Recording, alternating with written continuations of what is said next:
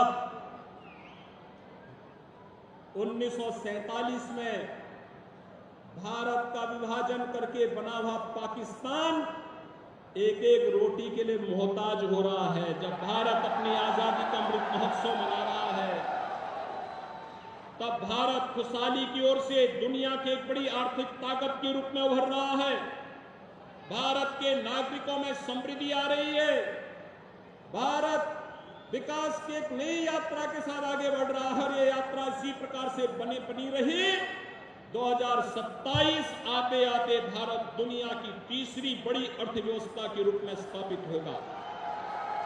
एक तरफ भारत की शानदार यात्रा और दूसरी तरफ पाकिस्तान अपनी नकारात्मक सोच के नाते, अपनी विध्वंसात्मक सोच के नाते भूखमरी और दरिद्रता की एक नई कहानी रचता हुआ दिखाई दे रहा है। और भाइयों बहनों, कोई कारण नहीं, आने वाले समय में अपने इन्हीं कृत्यों के नाते पाकिस्तान भी वैसे ही ठंडा न हो जाए जैसे यहां के माफिया ठंडे हो गए हैं।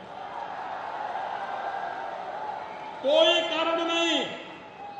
आप देखना ये उधर बढ़ रहा है और इसीलिए आज मैं आपके पास आया हूं आप सबसे अपील करने के लिए, जिन लोगों ने लोकतंत्र के गले को रौंदा था, आज उसके साथ जब समाजवादी पार्टी, उनके साथ जब राष्ट्रीय लोकदल, उनके साथ जब जेडीयू और अन्य जेपी के अनुयायी कहे जाने वाले दलों की जब सांठगांठ होती है, तो जनता भी इनके उन सभी कारनामों को कि अपने भ्रष्टाचार के कारनामों को छुपाने के लिए कैसे, क्योंकि समाजवादी पार्टी का तो पुराना इतिहास रहा है ना कि कांग्रेस को इन्होंने 2004 में बिना मांगे ही समर्थन देने का कार्य किया था।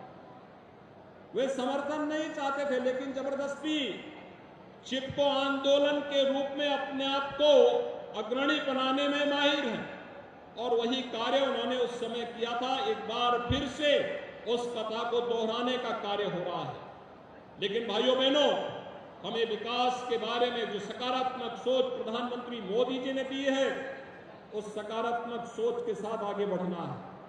और आज गौतम बुद्ध नगर जनपद में मैं स्वयं इसी बात को लेके आया हूं। विगत 6 वर्ष में यहां के परसेप्शन को बदला है। यहां पे बड़े बड़े कार्य, इंफ्रास्ट्रक्चर के बड़े बड़े कार्य हो रहे हैं, निवेश आ रहा है और गौतम बुद्ध नगर जनपद एक बार फिर से नोएडा, ग्रेटर नोएडा यमुना अथॉरिटी के माध्यम से अपनी आभा को देश के अंदर और वैश्विक मंच पर फिर से वह छाता हुआ दिखाई दे रहा है। एक नए भारत के नए उत्तर प्रदेश के रूप में इस जनपद ने उत्तर प्रदेश को एक नई पहचान विगत 6 वर्ष के अंदर देने का कार्य किया है।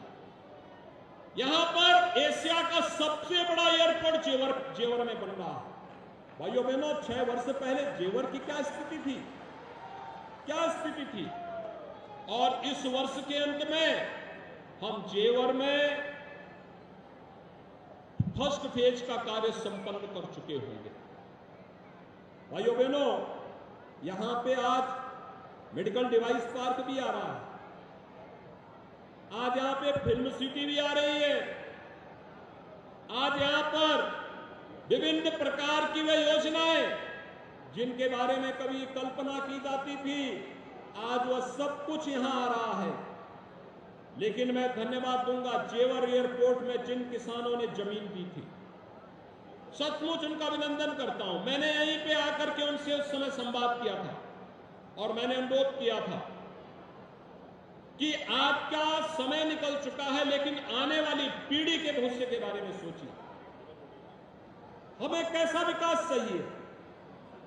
जो लोग इस पूरे जनपद को, यहां के विकास को बैरियर बन करके माफियाओं के साथ मिल करके यहां के विकास को रुद्ध करते थे, हमें उनको आगे बढ़ने के लिए अवसर देना है या यहां का विकास करके आने वाली पीढ़ी के भविष्य को उज्जवल करना है। और यहाँ के आने वाले सभी सम्मानित किसानों ने, अन्नदाता किसानों ने कहा था नहीं हमें विकास चाहिए, आने वाली पीढ़ी का भविष्योज्वल चाहिए। तो मैंने उनसे अनुरोध किया कि सचमुच आप विकास के पक्षधर हैं तो एक काम करना कि जेवर एयरपोर्ट के लिए बनने वाला जो एयरपोर्ट है उसके लिए जो जमीन है, उस जमीन की रजिस्ट्री के कागज 1 महीने के अंदर आप यहाँ के माननीय जनप्रतिनिधियों के साथ मिलकर के लखनऊ में मुख्यमंत्री आवास में आकर के मुझे दे देंगे तो मैं मान लूंगा कि आप लोग सचमुच एयरपोर्ट बनाने के पक्षधर हैं।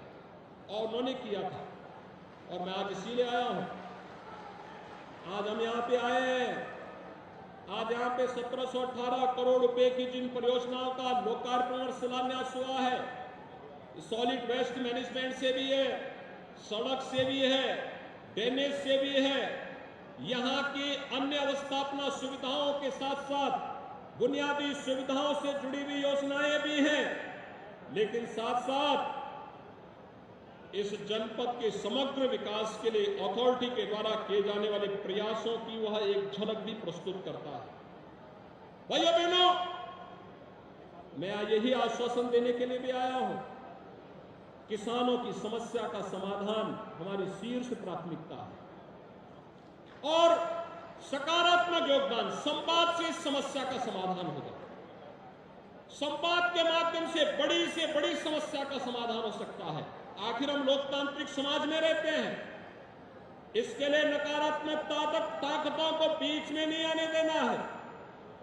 जो लोग विकास के विरोधी हैं, आपके कंधे पे बंदूक रख करके केवल अव्यवस्था पैदा करना चाहते हैं, विकास को बाधित करना चाहते हैं और आने वाली पीढ़ी के भविष्य के साथ खिलवाड़ करना चाहते हैं, उन लोगों को सफल नहीं होने देना है। हम संवाद के माध्यम से अपनी समस्या का समाधान करें और साथ ही साथ हम लोग यहाँ पे बायर और बिल्डर से जुड़ी हुई समस्या का समाधान करने के लिए भी एक सकारात्मक